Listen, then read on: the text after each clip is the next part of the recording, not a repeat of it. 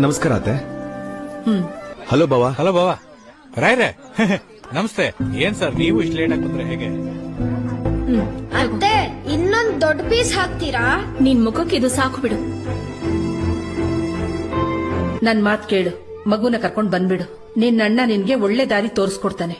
ನಿನ್ಗಿನ್ನು ಚಿಕ್ಕ ವಯಸ್ಸು, ಬೇಕಾದ್ರೆ ಇನ್ನೊಂದ್ ಮದ್ವೆ. ಏನ್ ಮಾತದು? ಯಾವಾಗ ಎಲ್ಲಿ ಏನ್ ಮಾತಾಡ್ಬೇಕೋ ಗೊತ್ತಿಲ್ಲ. ಸುಮತಿ ಸುಮತಿ ಚೆನ್ನಾಗಿದ್ಯಮ್ಮ? ನಿನ್ನ ಅಣ್ಣನ ಹೀಗ್ ನೋಡಕ್ ಆಗ್ತಿಲ್ವೇ?